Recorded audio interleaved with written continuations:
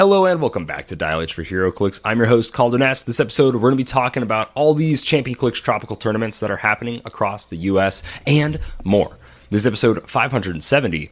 Howdy, howdy. Let's get rowdy. Do you really wanna Clix it?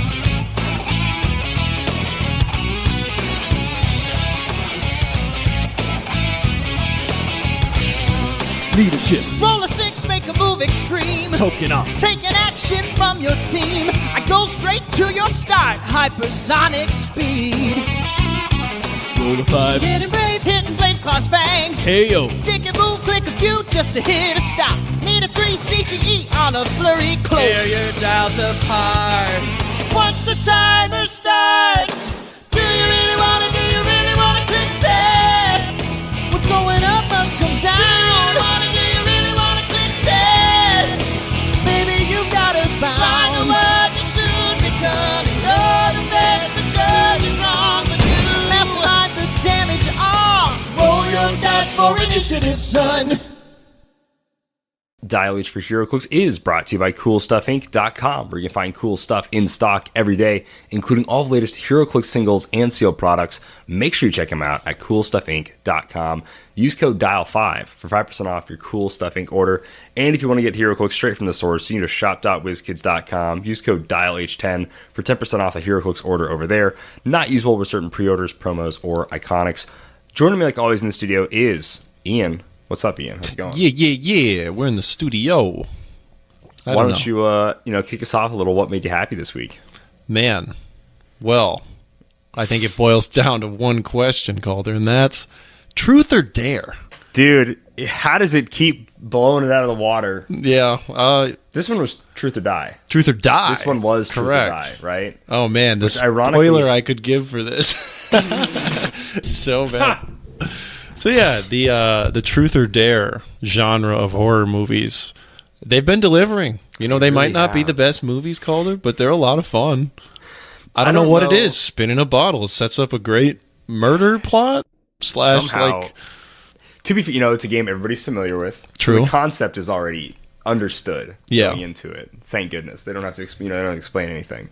Mm-hmm. But The last somehow, 15 minutes of this movie, though, were so over the top. Honestly, last 30. especially even. since it was way more grounded than the last one. Yeah, the last one, it's like a house that's haunted, Like making him play this game. Yeah. This, it's like a crazy guy. Yeah, And he's like I actually really kind crazy. of appreciated there was no supernatural element at all. It made it feel more real, even though it went way not real, haywire. not realistic like whatsoever. So, honestly, 2 for 2 on being, again, these aren't great movies, but being satisfied watching a movie about truth or dare. Yeah, that's unreal. Out of the 3 movies we watched last week, that's up there. I don't even remember the name of that other one. The Haunt. The Haunt. It was pretty bad. That's a B movie. That was very much a fan film that these filmmakers were like, and not a fan film, but just a low budget project, like a local filmmaking project. They're like, yeah, we can put it on Amazon. Yeah. But Amazon takes like anything pretty much. So it's not. Those bad special. movies though, where they're like bad enough to where it's fun. This was It just wasn't so fun, though. abysmal. It really wasn't. Like so much of the movie This, is just like dialogue. It's just exposition for things that ultimately don't matter. To have like a killer in your movie and to be a watcher for that, and I'm never asking like, who is I that? wonder who that is. Yeah, even though it's like That's crazy. There was some point in the movie where I was like, oh yeah, I guess every time we've seen this person kill, they are wearing a mask or a different mask or whatever. But even then, it wasn't until I didn't care. close to the end where I was like, I guess we don't know who they are, do we? And then, Never bothered to wonder. yeah, it just wasn't provoking. That aspect of it, really, no aspect of it was like fun. It was this weird. Working I at a don't haunted know. house, there's this guy who's like weird. There's like a killer, And there's, kind like, the of. new And then there's girl. 40 minutes of, so I make my side It's income like- from Instagram. How many times does this actor They have said to say that? Oh, dude, she said, yeah, I can actually make money off Instagram, like so many times. It felt times. like Persona, like whatever. You have to go in and talk to everybody before something interesting happens. It was like, oh yeah, I'm just kind of making my rounds, talking to every character. It felt like that. It really It did. was like, okay, well now here's the action. That's so much of it, It's like, man. yeah. But Going to see Superman 2. Quick review of that with no spoilers. Phenomenal. Great color. There's like a few minor things that I could gripe about, but honestly, they're so minor, don't really care. Tiny little spoiler, Mr. Terrific steals the show. I was actually listening to some of the actors talk about it. It's like, yeah, I mean, he got the best part in the Superman movie. 100%. And they were talking about whether or not he could move his face under that mask. It's like, oh, he totally could. It was like a choice not to. And I was like, oh, I like that because he is a very like firm character, right? Yeah. And I think that makes him come across as, I guess, like more intellectual in pretty some ways. Stoic, like, pretty stern. Yeah. Yeah. So he killed it. So really, really good movie. If you haven't seen it, obviously you're listening to a Heroclix podcast. You're probably going to go see it. And I think you'll enjoy it. Yeah. So yeah, if you Lex like comic was fun. books, it's a great comic book movie. I loved Lex Luthor, obviously. Loved Guy Gardner in it. I was blown away by both of those performances. So I was pretty happy with it. Yeah, man. Yeah. I'd be really excited, or I am really excited to see like Batman potentially done in like a similar light. Really? I think that could be a lot of fun. Like, you know, Brave and the Bold has worked out. Like the 1960s Batman was very lighthearted. Granted, it's like different eras. Like Batman doesn't necessarily need to be like so dark and brooding too. And I love the Reeves edition, right, of this grounded Batman detective style story. But I think you could have like, you know, it'd obviously be a little grittier, but you could do like a more colorful Batman and probably have a pretty cool movie. That'd be cool. And in the same way that Superman felt refreshing in the sense of like DCU being so like, seriously, the biggest color I think of anything DC is just this like gray cloud, right? So if you do it with another character who's not traditionally that way, I don't know. I think it could be fun. So I'm really looking forward to what else James Gunn has in his clip. Yeah. But yeah, I'd say movies this week, man. It's pretty much always movies. Yeah. I just love movies. Pretty much always, dude. It rules. What about you? My brother was in town, so obviously he went and saw Superman with us, which is really cool. But what made me really happy was NebraskaCon, a local anime convention, held a bar crawl on Saturday. And it was just a blast. I got to dress up as Whole Horse, one of my favorite anime characters from JoJo's Bizarre Adventure, and just had a fun time hanging out with people. The amount of times I could talk to people about, be like, man, remember when Anime NebraskaCon was like this or like that or like back this in my person? day. It's crazy how many mid-20 somethings. There was a lot of back in my day. It was pretty funny. And then like just talking cosplay with people, like this one dude had a Red Hood costume and he was talking about, like I was looking at his foam and stuff and I was giving him some pointers on like how to make his strap stay on better or how to like sculpt this or that. And then we talked about like how he 3D printed the helmet and smoothed it out and how he painted it, and just I'm just such a sucker for being able to talk shop with people about how things are built and made and things like that. And I love it. So when it comes to cosplay and stuff, where it's not just like, oh, I bought my costume, and even then, of course, that's fine. But when you actually like talk about building things out of foam or 3D printing things or like whatever and making it for cosplay, I just love talking about it. The amount of casuals and normies, you know, pretty sometimes. But it's like I do love getting to the nitty gritty of seeing how people design their own cosplay, like props, weapons, whatever. Like I know the gun that I made that I completely made out of foam, guys thought like that was 3D printed or bought or like whatever. And I'm like, no, I just took a piece of paper, cut out little sections of it, and just made it 3D. It's pretty crazy. You can stack up enough things and it just looks that way. So it was pretty fun just being able to talk about all that stuff and had a good time. Somebody actually didn't have a costume, so he like wore my Wario costume. There you go. That was pretty funny. And yeah, we just had a blast. So yeah, I got to hang out with my family, see Superman, do a little anime bar crawl. It was a good time.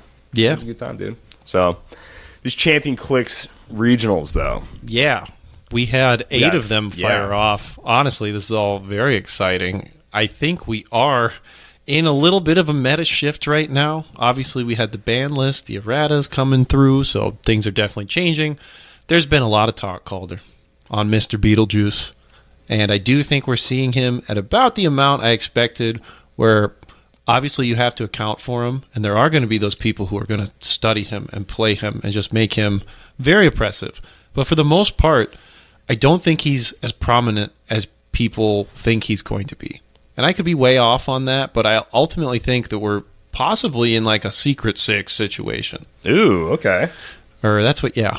The Wonder Woman 80 chases? Yeah, Secret Six. Where they, largely kind of backed up a bit. And when they first came out, everyone was playing them, the sky's falling, everything's going down. I've said this on the show before, but then people found out a way to beat them, or they found a way to at least like get around it. So they pulled back a bit. And those full Secret Six teams stopped. They stopped. Yeah. But then we get to Worlds, and there was like 4 or 5 people jamming Secret Six teams. And I believe 2 had made top 32. 1 made it to top 16. So it was something that you needed to account for. And then there was a couple teams that were like all Scarabs, which, ew. Yeah. But the point is that I think Beetlejuice come Worlds will turn into something that is more be prepared for it.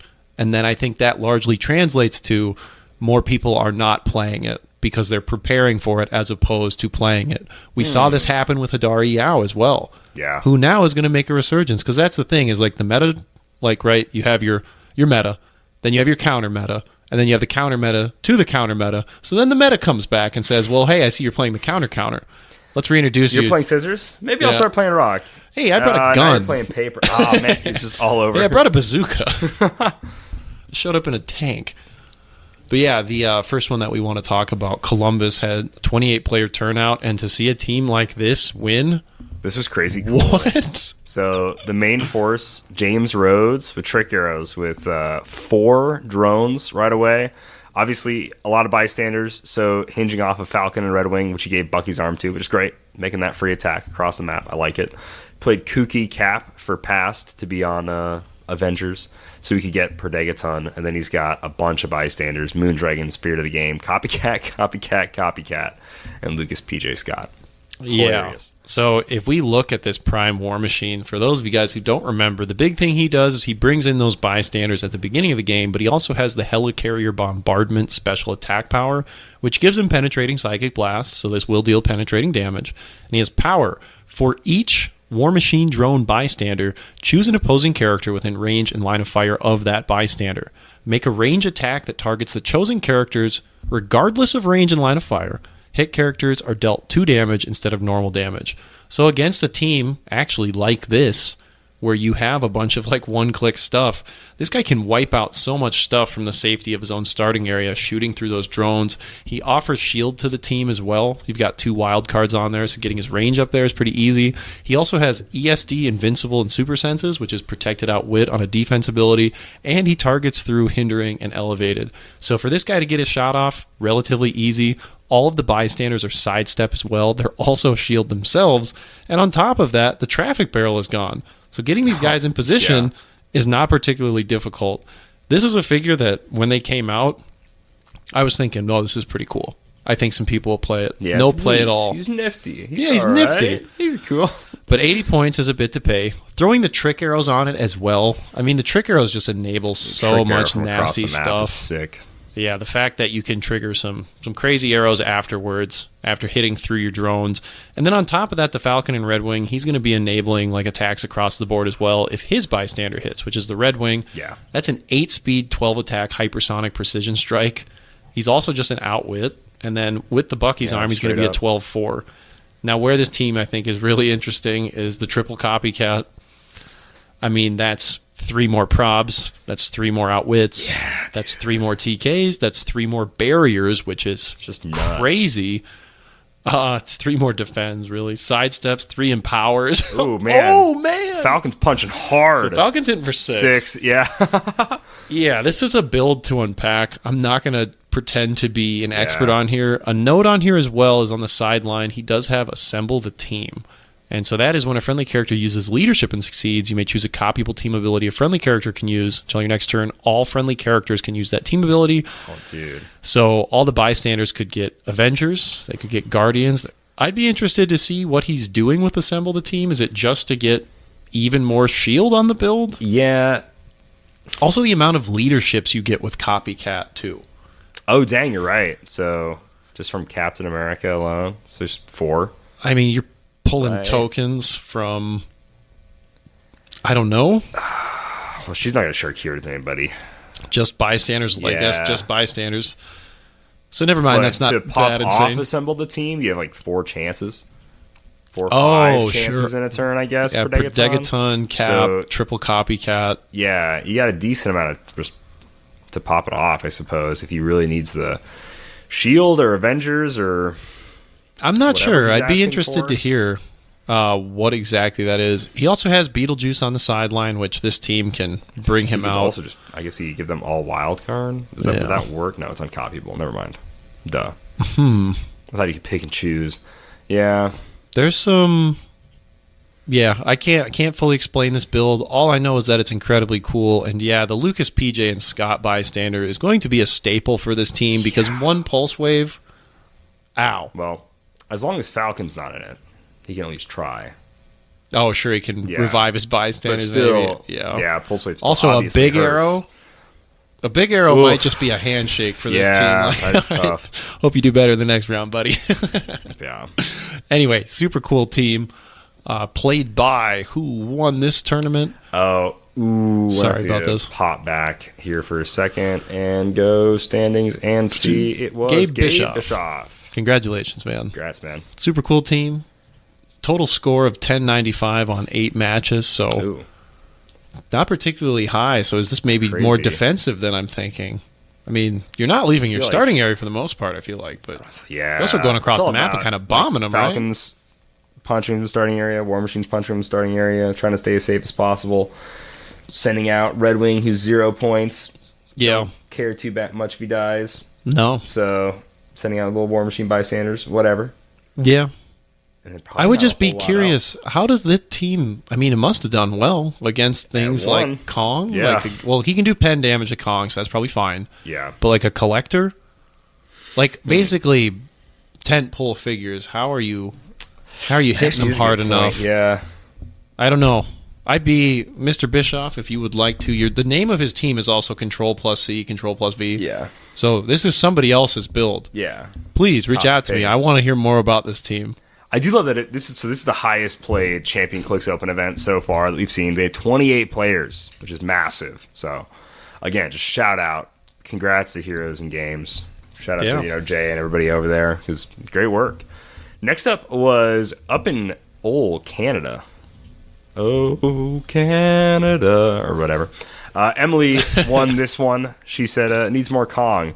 This team just looks so gross. So I think there's a lot of questions about like a main force juice team, a lot of Kong making a resurgence that you were talking about, Ian, and then just straight up Beetlejuice at 100, Destroyer armor on Beetlejuice, and then triple Kong, Avatar Gaia, Avatar Khonshu, Avatar Seth, and then the Phoenix bystander and a Fortify sideline. Fortify and Mimic and Chthon sideline. I wonder.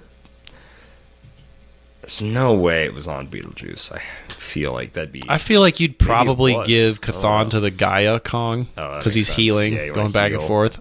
I do like to see heart-shaped herb, phone booth. Okay. Avatar of Seth. I think that's a very underplayed thing. Like getting Mystics and Poison on something. I love that. I've built a lot with the Legacy Seth. I guess I've never hit the table too much with him, so maybe I'm being a little hypocritical here. But I really do like that element.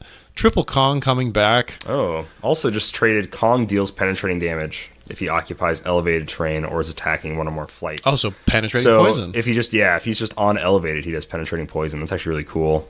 And then, this is a 1, 2, 3, 4, 5-figure team, so chances are your opponent is going to have more stuff, so those Kongs are double acting. Almost every team we're going to talk about is going to have more stuff in this team from just bystanders or whatever else. Yeah. Another note for sure is the Rivals Respawn map. That has taken the game by storm. Yep. I think it might, this is crazy, it might be kind of taking Major Brock's bunker for like the #1 map spot.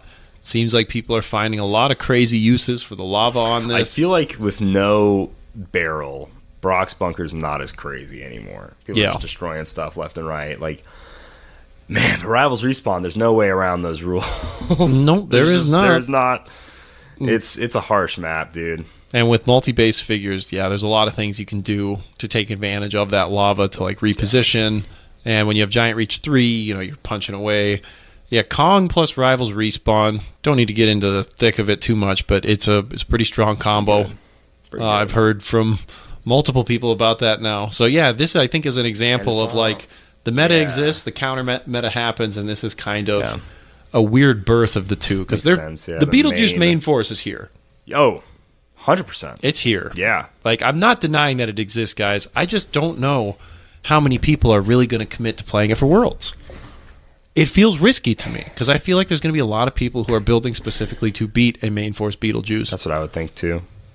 Also, no primes on this build. Don't No need reverse 'em. flash even. Don't want them. Don't want need them. Don't care. I think Mimic over Reverse Flash is kind of wild. I don't know what you're too terribly worried about stopping terrain-wise, object-wise, that you'd go Mimic over Reverse Flash. It's a good question that I Emily, let me know. don't have an answer to. Please. But congratulations, Emily. Congrats. We're going to say it again. This team's gross, but, it wins. It is. So. And that was over at Showcase Comics and Hobbies up in AB, right? Alberta, Canada. Shout out. Next up, I love this team. This team rocks. This team's sick. So the Cap Freya build, I believe this is the Champion Clix Regional in Comic Dimension, and this is Jacob Bishop played this team. So Captain America Mjolnir, Chase Cap, so Gladiator Cap, Freya with Destroyer for free, Kevin, Avatar of Turret, the White Tiger with the Cosmic Cube. A free Cosmic Cube with that. She has aim? Oh, she does have aim. Interesting. Black Panther, Longsword, Daredevil, Crimson Gem, one with Bloodstone, the Phoenix, and then a Timebreaker. I don't know. I think this team rocks. I dig it. I don't know what the strategy was. 65 exactly, points of free equipment on that build. 20 for Mjolnir, 35 Destroyer. Oh, yeah. 45 for the Cosmic Cube, 55 with the Longsword. Oh, sorry, 55 points. That's sick. That is wild.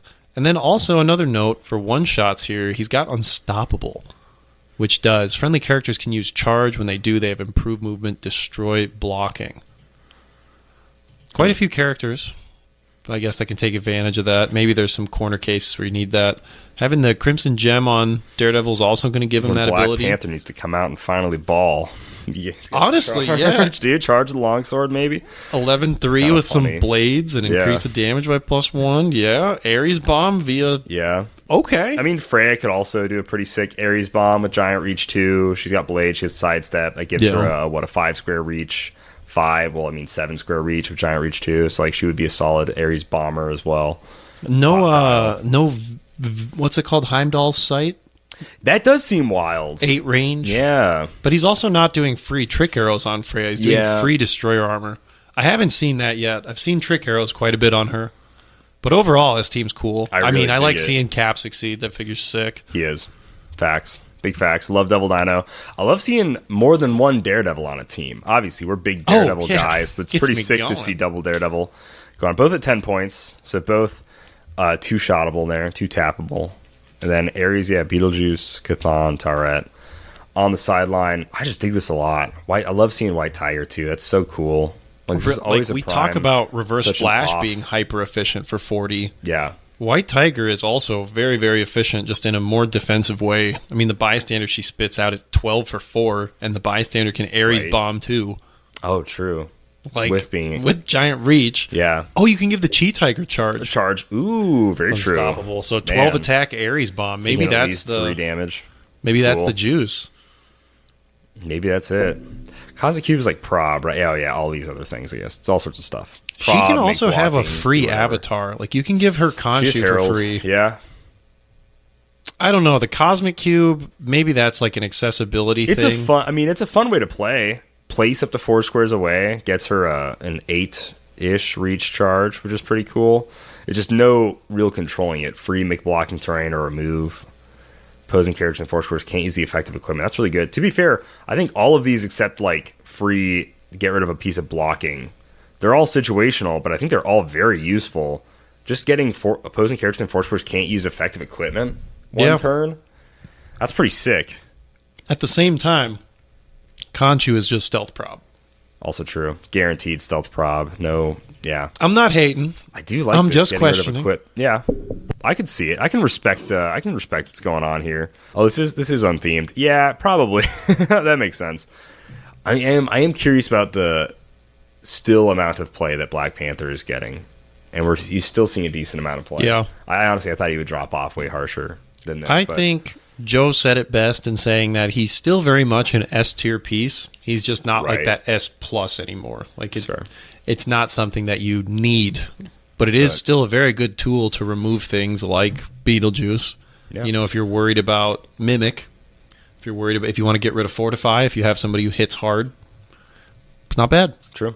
But shout out Jacob Bishop. I liked it. This is probably one of my favorite teams we're going to look at today. Maybe it probably is my favorite team, honestly. I love this one I a wonder lot. why. Yeah. Bias. That's so strange. Clear, obvious, insane bias. Next up, Matty G coming with a win. This team's called Rinse and Repeat. This is very much just kind of Joe's team. Yeah. I think this is even just saying, like, thanks, Joe, pretty much. Thanks, J3. Colossus Destroyer, Ghost Rider, Crimson Gem, Kevin, Avatar Tyrant, Black Panther, Longsword, Prodegaton, Biogram Image, Phoenix, and a Timebreaker. Fortify on the sideline, Beetlejuice, Chthon, Ghost Rider, even using the Scarlet Witch for the pilot. Wow. That's Signature Joe for sure. That is Signature Joe right there. Psychic Blast, shape changes. Yep. Pretty cool, though. Big on it. So, yeah, you guys have heard enough about Joe's team. You know it. Shout out Matty G for winning this event, though. Next up, we have another similar team.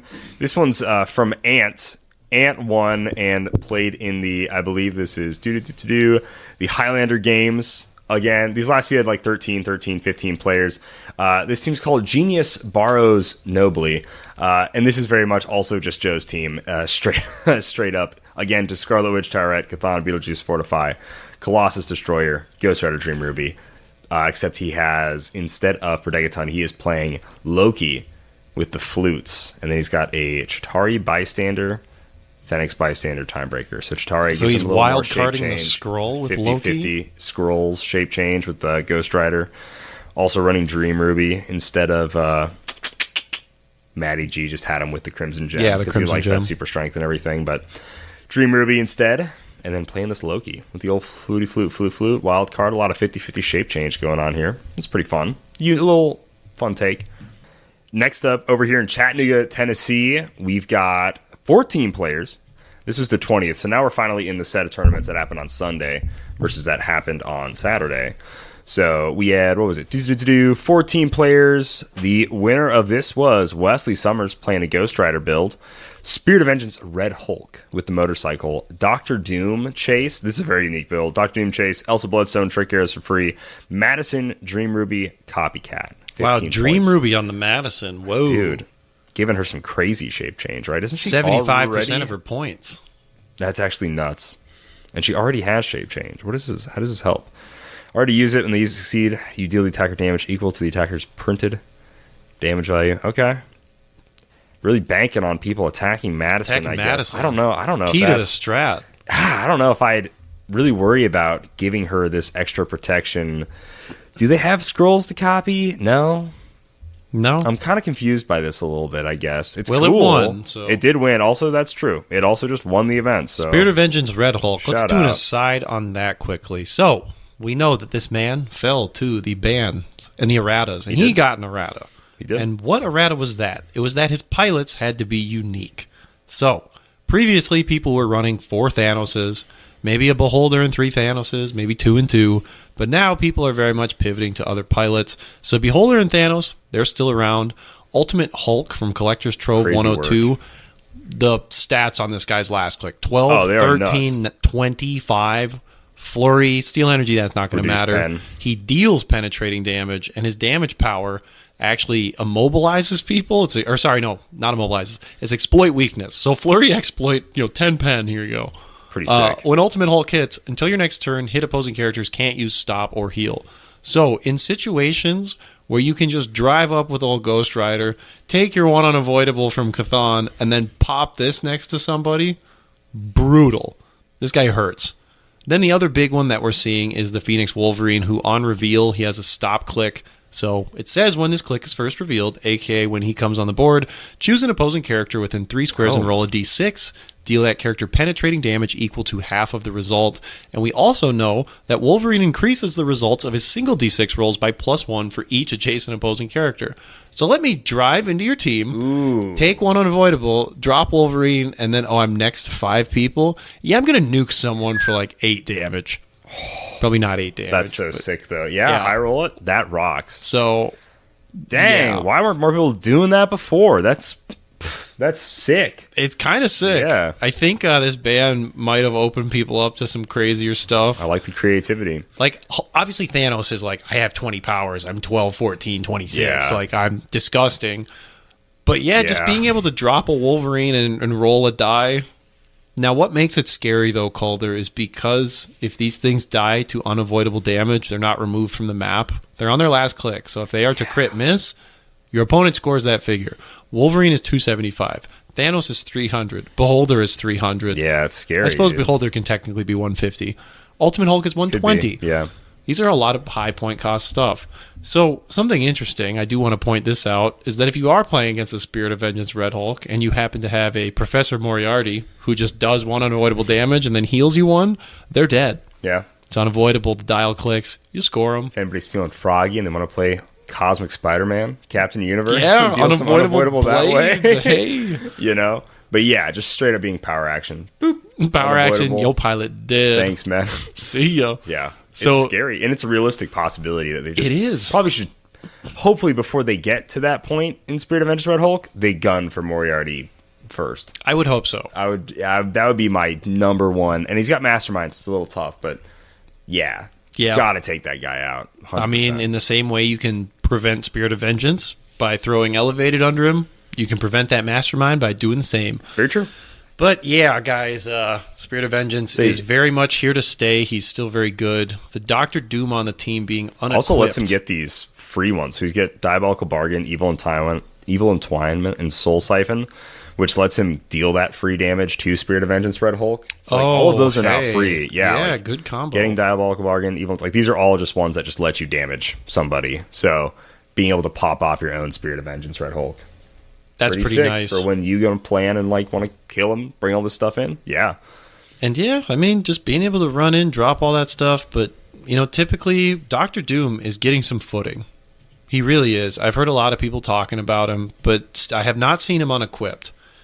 I know the trick arrows. We were just talking about it with War Machine. Being able to attack through something across the map and then trick arrow on top of it. But guess what, guys? Elsa Bloodstone's on the team as well. She can just hand him the trick arrows. Here you go, man. So there you go. It's pretty sick. If you were curious about it in the same way I was, just look down one figure. That's probably what's going down. Bada bing, Charlie bada Brown. boom, right there. And I suppose I think it can also move Dream Ruby around. It's so weird to me. The Dream Ruby Madison, I'll be honest, question marks on that one. Explain that. Next time we're going, is this down in beautiful Las Vegas in this the Clix Collective over here? It's somewhere. Union City, California. Okay. Because we have Nicholas Madsen here. Popping out. Huge win. Queen Izzy team. Hadari Yao at 100 points, Ian. Yeah. 100 points. With Destroyer armor. Whoa. Saying ain't so. 21 defense. Yeah. Gnarly. Mern. Kevin. Another counter to the counter meta figure, Mern. True. And honestly, I feel like we should see more Mern. The Phoenix bystander, Phoenix. whatever it is. Sorry. I always say Phoenix. Yeah, Phoenix. Yeah. Degaton, Timebreaker, Phoenix. Mind Gem, assemble a team, Fortify, Beetlejuice, Chthon, Tyrant, of course, for Kevin. I know Mind Gem is 10 points, but as of today, that also feels like something that should be on more builds. Yeah. Like, just getting rid of people's defense powers, just burning through a Colossus with that. I know you still have to hit him, but Mind Gem feels like it should be just on more teams. But then again, squeezing 10 points out of a build, it's not easy. You have a lot of options on stuff. But Hadari Yao coming back, is that going to be a prominent Worlds figure? Dude, maybe. I feel like there's still going to be be a decent of Hadari getting played. No universal weapon, though. No pulse wave on her. know. So it's destroyer armor, so it's very much a more defensive approach. Probably a situation, again, where Elsa Bloodstone's handing off the trick arrows. And the other thing, too, is with Hadari Yao's trait, you take a maximum of 2 damage from attacks if you have 4 more characters without the deity keyword. So this, to me, doesn't strike me as a team that's really banking on that. There's not a ton of figures. Like the Timebreakers, help keep stuff on the board, everything like that. Mern is going to make sure you're always getting your lines of fire. Kevin will probably be keeping you alive with some support and whatnot. I don't know. Yeah. This team seems like a surprise nasty. Yeah, that's fair. I'm looking at it and I'm already underestimating it. It won. Yeah, exactly. Right. Yeah. It won its event. But that's just kind of maybe the mental stain of being no, people are over Hadari. Hadari's not all that. If you go into any match, you just think, oh, wow, he's playing Hadari. I'm probably fine. It's no, you should never really. No. Especially good players like Nicholas. Yeah. You definitely can't go in like that. I mean, can't count him out. Second at Worlds. It's just weird, though, player. because, like, the mental shift on her. I mean, this is another piece where the sky was falling. Oh, yeah. And then she did, like, pretty well for a while. Had no showing in Florida. Terrible win rate. Yep. So it's just hard to not have that assignment of her in my head. Like, yeah, you can't count her out. But people have moved on from her.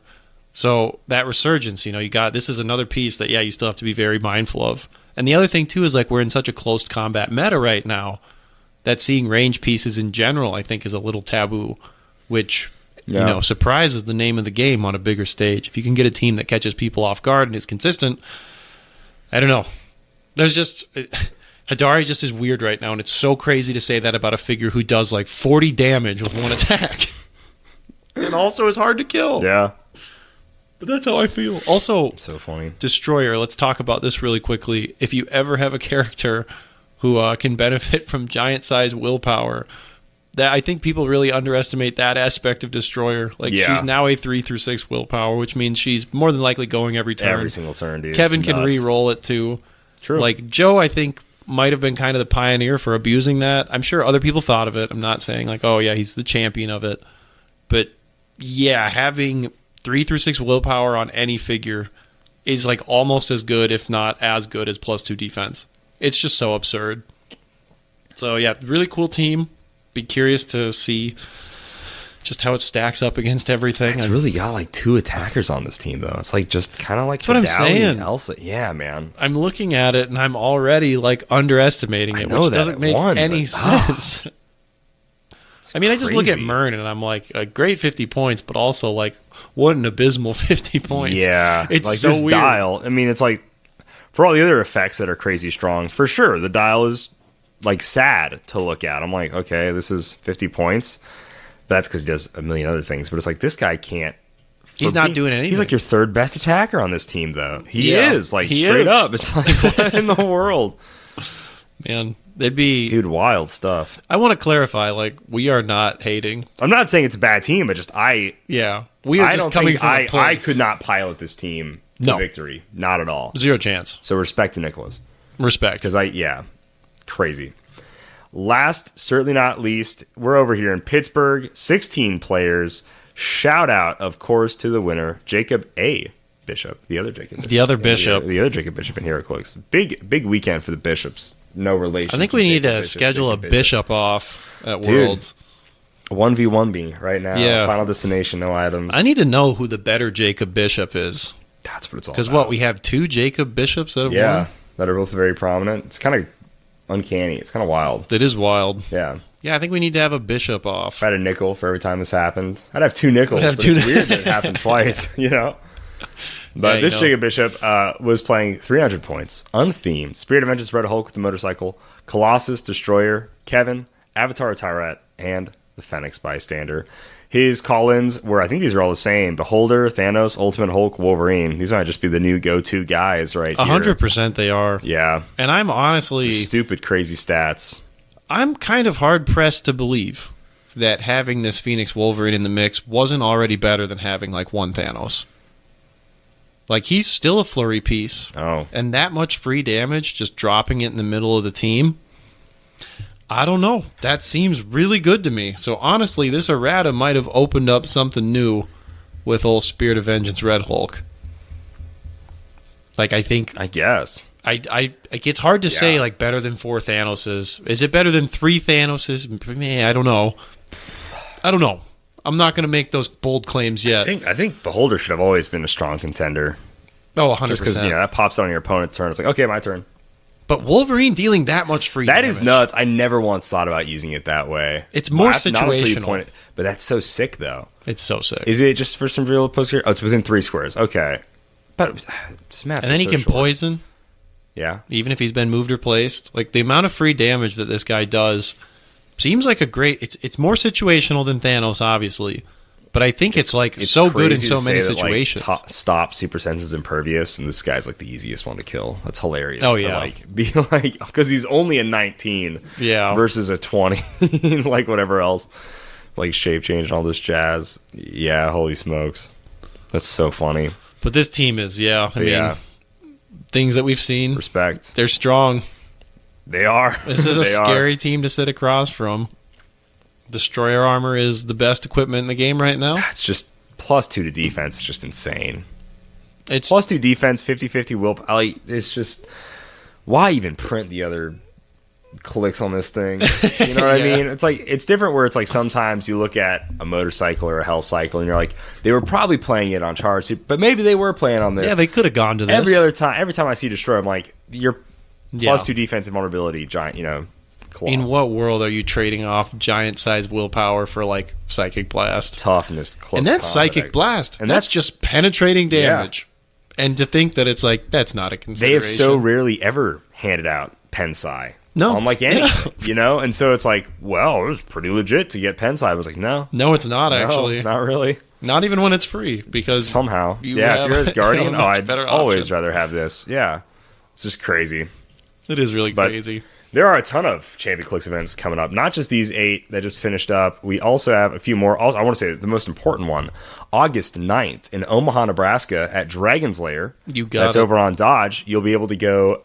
We have $25 entry fee. Mm-hmm. It's going to be 10 a.m. registration, 11 a.m. start, and it's going to be a blast. So we've got the full, just standard kit. But there's also going to be some Dial H goodies thrown in there. From We're what I gonna hear, be- you'll be playing. I am Calder. going to be playing. I'm excited. I haven't played 300 Modern I'm happy like, to host. super competitively, so I'm very excited to start playing. We'll some cook 300 something Modern. nasty up.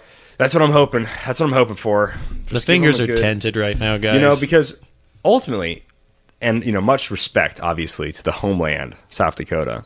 But we need our local Nebraska boys got to start pulling out some more wins in our events. It feels like a lot of the SD Rainbow boys, they come down and they ravage us. They wreck us. They wreck us. And I've been trying to get our guys here trained up. They pillage our village every time. And someone's gotta put a stop to it. Someone's got to stand their ground. Be like, Nebraska is for Nebraskans or something. And so, But the thing is if Yeah. anybody ever called you a Nebraskan, you would I'd be so mad. Yeah. Oh, I'd be so upset. I'd be like, no, I'm a South Dakota boy all day you're like long. a double agent. Yeah, kinda. Yeah. Basically, I'm not a Nebraskan. No. I'm an Omahan. Yeah. That's what I would say.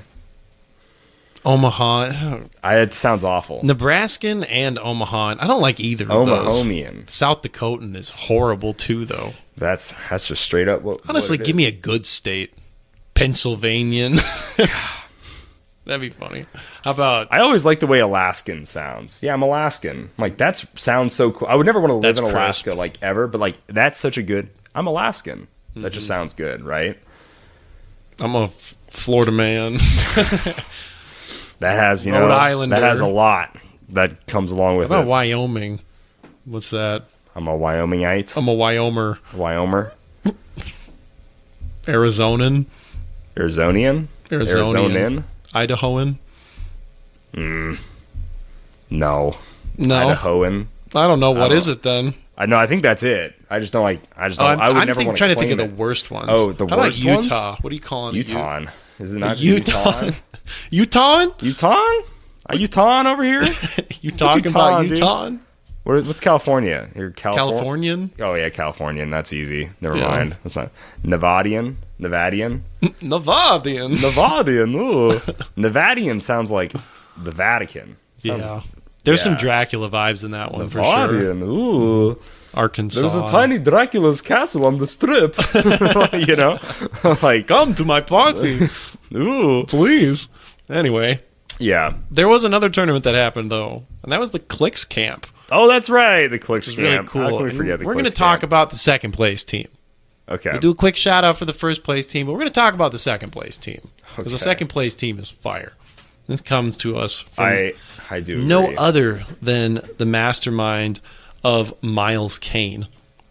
While we get this team pulled up. So Miles found an interesting strategy to do with the old Red Hulk. This is the play at home one who makes gamma bombs. And so very quickly what that ability does is power, generate a gamma bomb hindering terrain marker within 6 squares, max 1. This game that marker has at the end of your turn. Roll a d6, 4 through 6, deal 3 damage to all characters within 3 squares of this marker, then knock them back away from this marker, then destroy this marker. So, bomb comes out. Pretty cool. He's 100 points, though, for 8, 11, 18, 4 charge. He's a poison willpower. you are playing this 100-point figure pretty much solely for the bombs.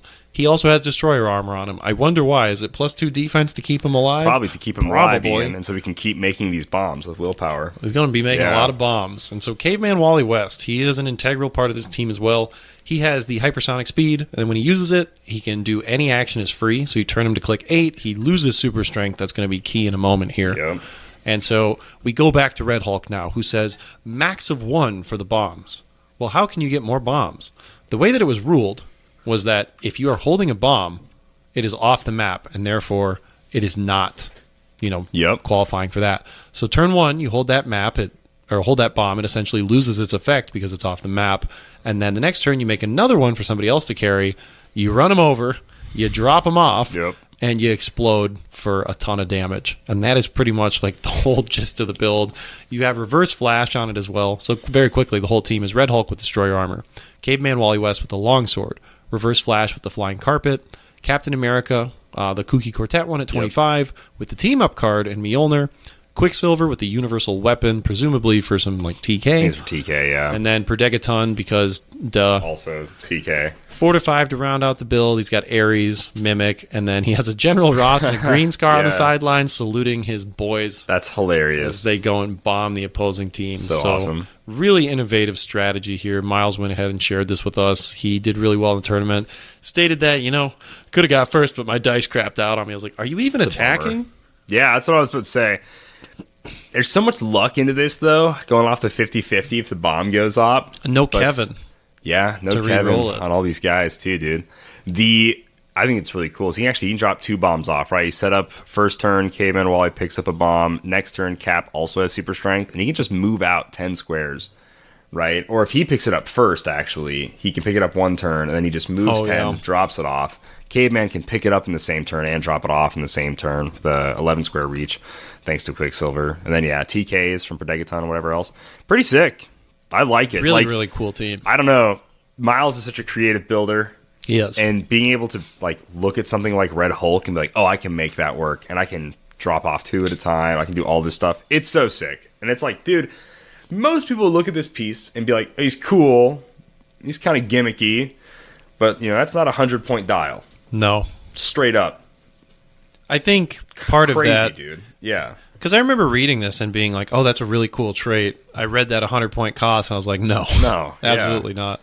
So the ability to not write things off and to consider things that are very much outside the game, you're not going to find a Gamma Bomb trait on anybody else. So to have that consideration for so many wacky things like Miles has over the years, commendable. Dang. It's really cool. I guess more people take notes. Get in the lab with Miles. Dude, really. It's a scary place to be, though. It is. We talk about mad scientists sometimes. Miles is truly a mad scientist. He is. That lab, things are blowing up. I mean, he's building bombs. He's straight up true. He's building bombs. You hear that? Miles Kane is building bombs. Miles Kane is building bombs. But yeah, I actually just finally read the full part of this first trait where, if Red Hulk just uses willpower and succeeds, and he's got Destroyer, he can move up to 4 squares, which means between Quicksilver moving 4 squares for free and then also having Destroyer, he has a 12-square reach all on his own. Oh, so he can just bring a bomb. If he ever needs to, he can bring a bomb, or he can bash you with something. The turned-over desk. The motorbike. Maybe the flamethrower. All the weird terrain that he's got. But yeah, Red Hulk can straight up just hit you for a ton of damage across the map. Kind of crazy with the TK. So it's like, dang, all right. I dig it. Yeah, it's pretty sick, actually. That's honestly some insanely fun. This is a really fun piece. I need to play this piece. I need to get this play-doh kit. That's really cool. Yeah, wow, I dig it. Shout out Miles for the 2nd place. Now, what beat him? Of course, shout out... Oh, well, we might have been hating a little bit just because we like that team slightly, so much. But shout Corey out Franklin Franklin took it all. He did. He's the winner. Again, here's that Chase Dr. Doom popping up again, this time with the universal weapon equipped. We've got Chase Thor with, you guessed it, the Destroyer armor. Thunk. Chase Thor, though, what's going on there? We'll get back to that in a minute. Yeah. We've got Black Panther with the longsword, Druid with the Avatar of Tawret. Now, Druid, I think, is a piece that people are going to start considering cool, more. Dude. Because the best things he does is he takes a free action, so Beetlejuice, sorry, he makes him very negligible. Choose an adjacent friendly character. This turn, that character can use Penetrating Psychic Blast and Improved Targeting, destroys blocking. It's very strong.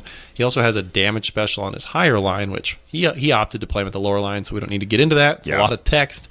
He's also got Elsa Bloodstone with the Trick Arrows, Perdegaton with the Cosmic Cube, and then the Phoenix Bystander. So if we hop over to Thor, what's Thor doing? How's he activating this? Well, if you notice, Mr. Thor... Oh, actually, he's not mystical. I don't know the answer to this. I saw he had Chthon on the sideline. He has Diabolical Bargain. Ah, okay. So Diabolical Dr. Bargain. Doom still gives him the... Yeah, he's got Diabolical Bargain. So Thor has, on his second click, 8, 12, 18, 4 with a stop click, some pen size, some shape change, stop impervious knockback, free once per game, choose an opposing character within 6 squares. No line of fire needed. Destroy all terrain that would block Thor's line of fire to that character, and then make a close attack targeting that character, regardless of adjacency. So using something like Diabolic Bargain to trigger him onto that click can be pretty nasty, because you can just carry him up somewhere, line up for that, tee off on somebody. That in tandem with Dr. Doom, who can attack across from the map. You basically have 2 undeniable attacks on this build. Mm-hmm. It's really nasty. Elsa Bloodstone is also a character you can just carry up, shoot trick arrows, steal some equipment, does some big damage. Yeah, this seems like some unavoidable stuff. You know, previously, I heard a lot of discussion saying like, oh yeah, Elsa Bloodstone is kind of a piece you can write off because so much of what she does is free. She's still a stat monster. Oh, yeah. She's still just a running shot. She's typically going to have Chthon. She's just a 13 attack without a perplex or anything. Like, it's so easy to make Elsa Bloodstone like a 14 or a 15. And then, hit a bunch of stuff, trick arrow on top of that, steal a bunch of stuff. You can get value out of Elsa really easily without those free actions. So I think people have been on both sides. There's plenty of people also saying, like, no, she's still good. And based on the tournaments we just read, I think there's a lot of people proving that she's still good. Geez, she was on like 4 or 5 of the winning teams. It was a lot. Yeah. Just saw them all. Can't remember them, but she was on a ton of them. So, no, I dig this build a lot. It's cool triggering Thor like that. Super neat. Now it's just a 20 defense. I was a certified Thor hater. You were, dude. I didn't like him either. Still kind of am. I don't know if I'll ever play the piece, yeah. But just knowing that there are a lot of ways to just put him on to that second click, it makes me go, okay, well, people who like Thor, they can play this piece, and he can be effective. He can be really nasty. And yeah, there's a lot of ways to activate him. This is a situation where I think, like Black Panther in the chair still has value, because you can take away that Diabolic Bargain. You can make it a little harder for him to activate the Thor. It's true. So if you are relying on self-damage, I think that's honestly where Black Panther's new shine is. Because there's a lot of teams, I think, that revolve around damaging yourself. So taking away those things from the sideline, pretty nice.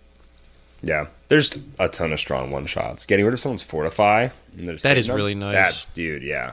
So Chair Panther's still very much there. I'm just personally glad that I feel like I don't need to play him anymore.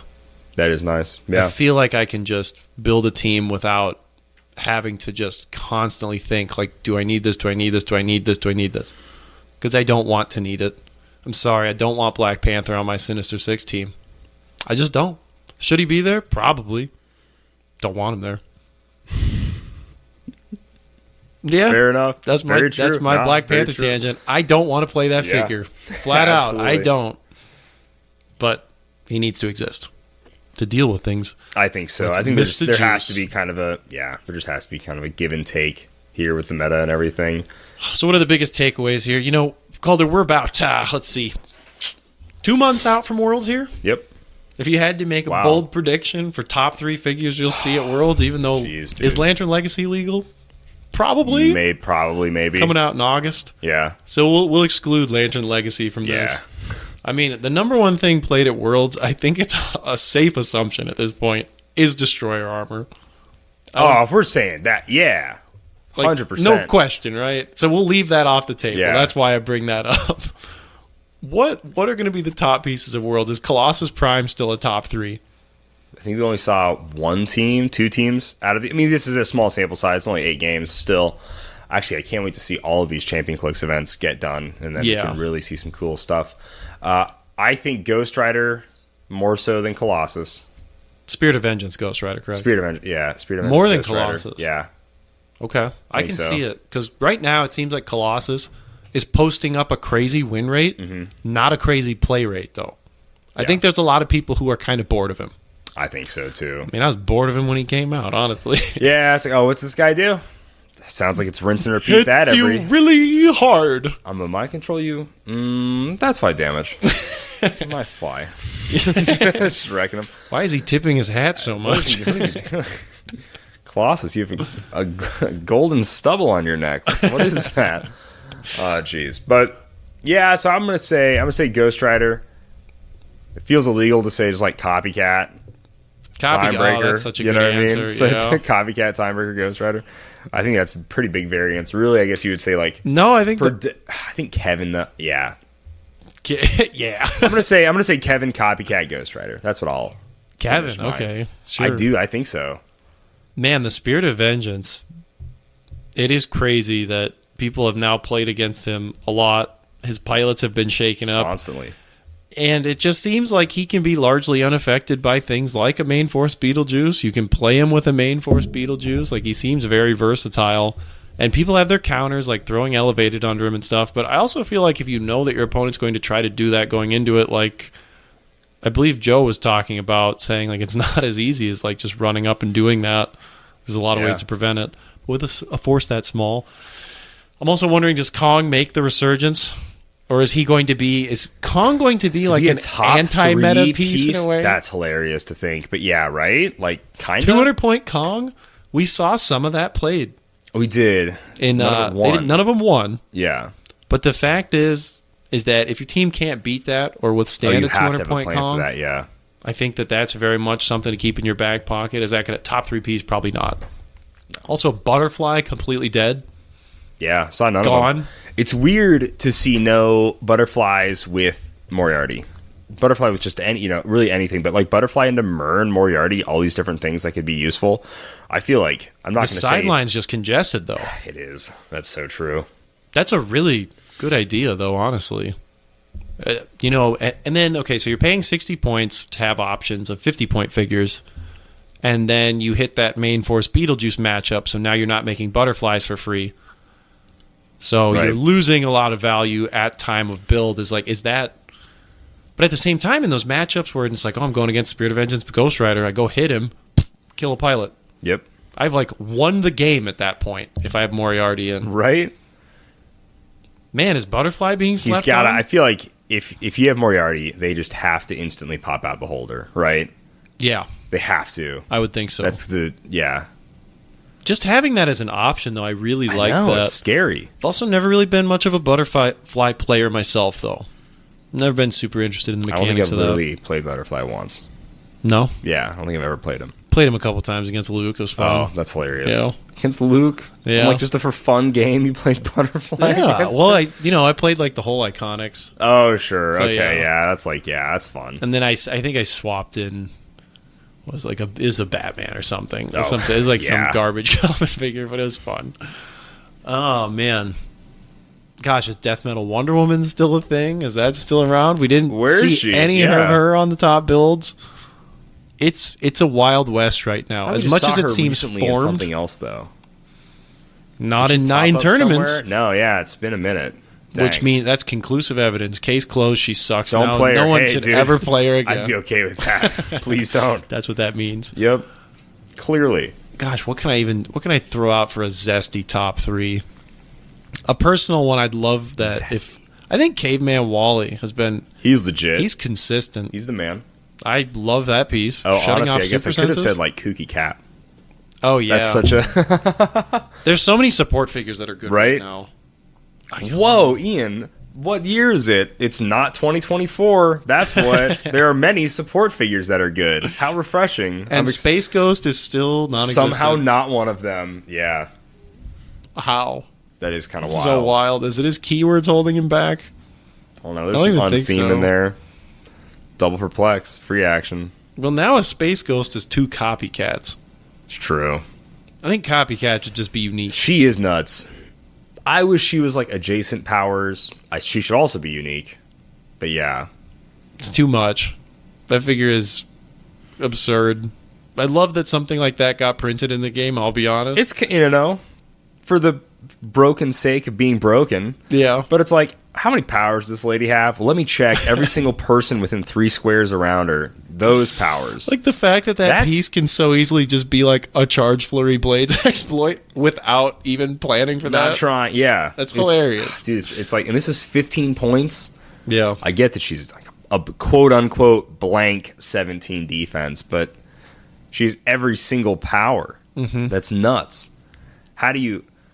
Like, I know we'd complain sometimes, like, top dial figure has, like, traded, you know, they have, like, a speed, charge, flurry, stealth, or something. And then they have traded super senses, and they have impervious. And it's like, geez, this figure has 18 power. This copycat literally has, like, every single power squared. Like, it's stupid. It's insane. Space Ghost has, like, Space 15 Ghost, powers. Yeah, he's got 15 powers, yeah. Still somehow, like, not a consideration. Not getting played. It's so wild. Oh, Yeah, dude, it's Perdegaton nuts. is another top 3. Oh, that duh, you could say. Perdegaton, the Dagster. Before I ask this question, I should have thought that how zesty of a question is this really? It's not. Yeah. Pretty much just list off like any of the support figures we just talked about in this circuit of teams, and it's probably your top 3. Yeah. It's probably your top 3. Pretty much. Perdegaton, yeah, like Kooky Cap wouldn't surprise I feel like me. Kooky Cap is just, yeah, he's up And, there. He's the guy to... Yeah, like Timebreaker.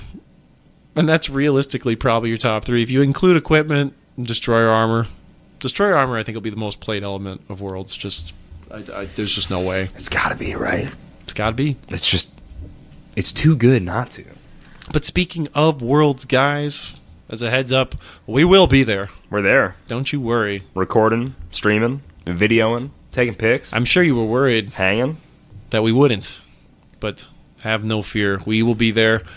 Bigger, badder, better than ever. Actually really excited for this year. We finally started to get to really planning that out. That was another thing, I guess, that made me happy this week. Here we are an hour later. Yeah. It's starting to get the gears turning on that. Every year we have like a different focus for, you know, how can we make this better than the previous year? And I think this year will probably be the most refined one. So I'm really looking forward to just, capturing it all. And watching like the highest level of Heroclix played, it's a lot of fun. It's always so nice, dude. I love the environment at Worlds. I love the energy there. I love seeing everybody. It's just such a good time. And as soon as you can, go book your hotel at the Graceland. I'll stand by, just hanging out at that hotel afterwards, just being able to walk across the street. That's what part of what makes Worlds so nice, is that you wake up, you don't have to get into an Uber, you don't have to walk across town. You just walk over to the venue and you're there. Over there. It makes it really easy for us. Oh, dude. Everything's already set up. We have our own space. You just walk over there. It's ready to go. So it's just the most daunting to get set up, but it's the easiest to keep going. Yeah, we're exactly 2 months, pretty much exactly 2 months from Worlds. It's July 22nd, Worlds first day. September 25th. 25th. To the 28th. Wow. So Thursday to Sunday. I know that because all of my PTO is officially put in. Yeah. And if everything works out, I'm going to take 12 days off. I was looking at between weddings, between some filming I have to do, and between Worlds, I'm just not at work in September. Yeah. I'm looking at all this stuff and I'm like, wow. Wish I could do that, man. It kind of rocks. I'm like, this is pretty cool. This is pretty sick. I'm going to take a nice week off in August here, though. I also put in for that. Yeah. And no pushback. Just sure, go That's for right. it. I'm all right. Heck yeah. So just going to disappear for, 5 to 7 days, depending on how long they let me be gone. If they're cool with 7, I'm going to do 7. Oh, dude, totally, of course. But I did tell them for August, I'm like, look, if you guys need me, I can be back. It's fine. I'm not going to go anywhere. I just need to be away. I'll be here. I won't be here, but I'll be here. I probably shouldn't tell them that. I should probably tell them I'm going somewhere. Yeah. If they approve otherwise they will just... They will. Yeah. You can't be too reliable, guys. Come on. Anyway. Got to play the game a little. Anyways. But yeah, guys. Be on the lookout for Worlds. I also want to shout out, we had a ton of great Patreon members join this last month in July. So I want to shout out Lethal 1981, Grace, and Black Irish Dude have all joined at the $5 Patreon membership tier. So thank you guys so much for supporting us. I did just get a fresh batch of tokens in. So a ton of Patreon awards are going to be going out probably this week. It's going to be a good time. So it'll be a blast. Ian, any closing thoughts here? Oh, man. On the last episode, I made a very bold claim. Okay. that I've not been able to follow through with, but that does not mean that I've stopped, so don't worry. But I was like, yeah, I want to shoot for 30 videos in 30 days. Because at that time, we had about 7 things filmed. And I was editing every night. I was like, oh, this is great. Yeah. But then when it came time to do like day 8, it was like, we don't have anything filmed. And finding time to film, that is like really the holdback. Yeah. The editing part, though, like, woo, all right, we're flying through this. This is fun. So, yeah, failed that goal, the 30 and 30. But I don't know. I've just had a reignition for wanting to make stuff. Right. So that's still coming. Right back to it. We're still giving it all. It was tough because there was one day where it was like, yeah, we have Simeon over. Let's film. But it's also like, we haven't just hung out with Simeon in a while. So it was just kind of fun to hang out. Ended up just hanging out with Simeon. And that rocks. It was nice. And yeah, like sometimes, I don't know, sometimes you just don't want to work. You want to just hang out. Also true. So I just want to chill. Because, yeah, sure, you get some products sent to you. Oh, it's awesome. And it's super cool. That's cool. And that never goes away. But then, it is ultimately just a labor of, like, time. Like, it's time intensive. And I give my time to this over and over and over and over. And sometimes I just want to watch, like, a horror movie about truth or dare. It's a scale. Like guys got to do what a guy's got to do. It's sometimes. A teeter-totter. That's how it goes. Back and forth. Film a Heroclix video. Watch a truth or dare horror movie. The classic teeter-totter of life. Yeah, really. Ian, why were you late today? Look, it's very personal. There's this movie from 2012. It has horrible reviews on IMDb. Yes, like we're talking like low 5s here. But I had a great time. All right.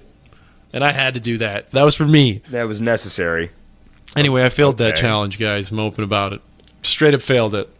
But we did push out a lot of stuff, and we're still going to keep pushing out a lot of stuff. We actually got the Heralds of Galactus in hand. It's true. And I know you guys have seen videos of it at this point. You've seen the renders of the figures. You've probably seen some up closes. I'll say, in person, these sculpts are like unreal cool. That Airwalker? Who is Airwalker? I don't know. Yeah, no clue. He looks sick. Oh my gosh, the Nova, the Silver Surfer. Yeah, these are incredible. Also, the Galactus Legacy card. Oh, I still need to go fish that out of the box. It's just big. I want to go look at it. Yeah. It's really big. That's awesome. I think it's just hilarious. No. Right on. What about you, Calder? Closing thoughts. Oh, me? Oh my closing thoughts? I'm loving playing Heroclix right now. Had a great time with my locals on Sunday. We're doing this thing where I'll shoot a message to some of the guys or like put it out there on our Facebook group. So if you're in the Omaha area, the 5 people that might be listening to this, sometimes I just head to Dragon Slayer early, about an hour or so early. We played some Lancer and Legacy and just had a good time. So nice. Just chilling, hanging with them, playing some fun formats, chatting just about Heroclix. I'm just having a grand old time in this world, man. Just clicking dials. Just clicking dials. Rolling dice, Simple life. Did I have anything ridiculous happen? I don't think so. I don't think anything too crazy. Sitting out on the porch with my iced tea. Oh no, that's a lie. I should shout out this. This is like Heroclix. What do we ever call it? The Chevrolet play of the game or whatever? Oh, the significant stunt of the game. Significant stunts of the game. Sponsored by Chevrolet. Dustin hit me with the craziest thing ever. So he Ares bombs me with that Captain Universe Spider-Man. And he rolled a 6 and dealt 6 unavoidable damage to somebody. I'm like, It was nasty. Oh. It was. I still somehow won that game. That's the most ridiculous part, was that I could come back from that. What did he do? 6 unavoidable to a time breaker? To vision. So I was doing swap cap with all the weird D plus vision, super D rare? plus vision. Yeah, I so love that piece. That hurt because I'm like, dang, dude, super senses, shape change, no, whatever. Missed them all. Missed shape change, missed super senses. I'm like, all right, cool. Roll the dice. 6. Cool. Bye, vision. What it is. Turned to dust. And then he rolled like a 2 and a 3 against my Pegasus caps, which I'm like, okay, they're still alive. There's still a We have to kill Spider-Man. I was literally like, the turn before, I was like, okay, if I deal 7 damage to him, he won't get to do anything. I can cut through his defense. And then I whiffed the second attack with like 13s, and I'm just like, all right, well, hit me, I guess. Yeah. So that was just like a really fun moment. So yeah. Man, if it was just 400 points and I could have found a third Chaos King, I would have played 250-point Chaos King, 75-point Chaos King, 75-point Chaos King. for the ultimate chaos. If you guys have not played Chaos King and you own one, if it's just sitting in your box, just put it on the board. Legitimately, it is so much fun. Like that piece is unsung, really. And you know what map you have to play them on. Oh, New York. Yeah, New York. Manhattan outdoor or whatever. I'm in this jail. Chaos King of New York. All right, guys. Thank you so much for listening to the episode. Like always, shout out to CoolStuffInc.com, where you find cool stuff in stock every day, including all the latest Heroclix singles and sealed products. Actually, not a Heroclix thing they have up there. They have Doom Dark Ages card sleeves up there I saw for pre-order. Ooh. I'll be blowing a lot of Cool Stuff Inc. bucks on those card sleeves. Those are so sick. They have like ones that are like straight up like the 8-bit, like Cacodemon. I'm like, this baller. Nice. I used mine on some Pokemon cards for a coworker. Is that and they were like, what? No way. I was like, why would you? Like, how? And I was like, oh, my show's sponsored. Ooh, it's on them. I didn't really say that. No, that would have been so good, Ian. They were asking, like, where'd you get this? I was like, that's not important. Don't worry about it. Yeah. It's hard to get Pokemon cards right now. Yeah, they weren't sealed. They were like singles of. Oh, sure. So, yeah. I had another person kind of pry in, get info on their collection, honed in. See what they were missing? Whoa. Yeah, so they were legitimately, and I'll tell the whole story. So they were looking for like Zekrom. Okay. And then I think Servine was the other one. Okay. So I wrote a fake email to myself from Zeke Rom. So Zeke space Rom. And it said like, hey, Ian, I had spoken to this person about some cards that I had left behind in the restaurant. The names on them were Zeke Rom, and the last name on the other one was like Sarvine, like close to Servine, whatever. I was like, I had spoken to a person about those, but they were unavailable, so they gave me your contact information. I assume you're holding on to the cards, or they are. So then I went over to them, and I was like, hey, like, do you know anything about this? And like screenshot it on my phone. It's like, no, I didn't talk to anybody. I was like, well, this guy's like saying that you have his card, so like we have to figure this out, And I'm like acting like kind of like, come on. Oh my gosh. And so they're like freaking out a little bit. They're like, oh gosh. They're like, what did I do? And I'm just like, look, just come by the front desk some point. Let's get this figured out. So I'm like in my office, and I had put the cards in an envelope and wrote like Zeke Rom on there. And then so I made another note to myself saying like, oh, I put them in the mail slot for this person. So I was like, oh, I actually just saw this note. I was like, can you go check the mail slot? So they go grab it, and they're holding it in the hand, and it has his name on it. I was like, well, I suppose we open it. So they open it. It's the cards. They're just like, what the? What? What a stressful way to give someone a gift. That's crazy. If I'm going to give you something, it needs to be fun for me too. Yeah. But it's also fun to, I think, throw people through a loop like that. Like the reverse of it. If you're making someone happy and then ruin it, it's so much more fun to be like, hey, we're in this stressful situation. We got to work together to figure this out. And then it ends up just being a gift for you. It's a gift, yeah. So yeah, they were thrilled. They like so confused. Just like how, what, why. That they're obviously, oh, like, thank you so much. But yeah, it was really fun. Thank you, Zeke Rom. That's so funny. Yeah. That's awesome. Being elaborate. Anyway, shout out to Cool Stuff Inc. I got some Pokemon cards on there. And then also shout out, of course, the WizKids.Heroclix.com.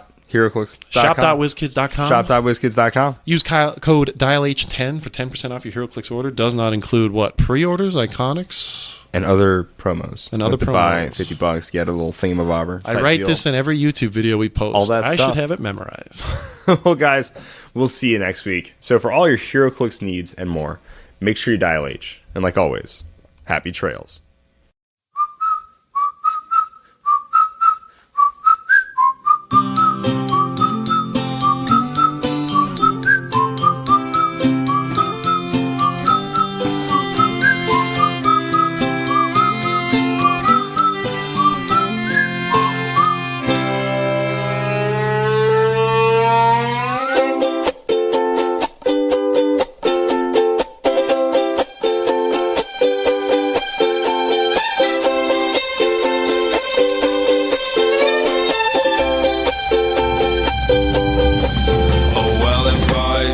Time we could be walking around a zoo with the sun shining down over me and you, and there'll be love in the bodies of the elephants too, and I'll put my hands over your eyes, but you'll peek through and there'll be sun, sun, sun all over our bodies, and sun, sun, sun all down our necks, and there'll be sun, sun, sun all over our faces, and sun, sun, sun. So what the heck, 'cause I'll be laughing at all of your silly little jokes, and we'll be laughing about how we used to smoke all those stupid little cigarettes and drink stupid wine, 'cause it's what we needed to have a good time. But it was fun, fun, fun when we were drinking. It was fun, fun, fun when we were drunk, and it was fun, fun, fun when we were laughing. It was fun, fun, fun.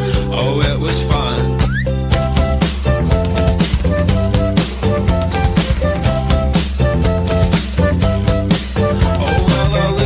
Say it's the happiest that I've ever been, and I'll say I no longer feel I have to be James Dean, and she'll say yeah, well I feel all pretty happy too, and I'm always pretty happy when I'm just kicking back with you. And if you love, love, love all through our bodies, and love, love, love all through our minds, and it be love, love, love all over her face, and love, love, love all over mine. And though admittedly all these moments are just in my head, I'll be thinking about them as I'm lying in bed, and I know that admittedly they might not even come true, but in my mind I'm having a pretty good time with you.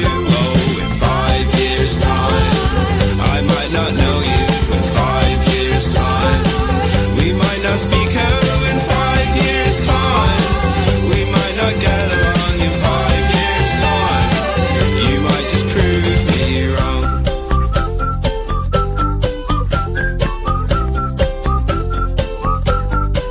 Oh, there'll be love, love, love wherever you go. There'll be love, love, love wherever you go. There'll be love, love, love wherever you go. There'll be love, love, love wherever you go. There'll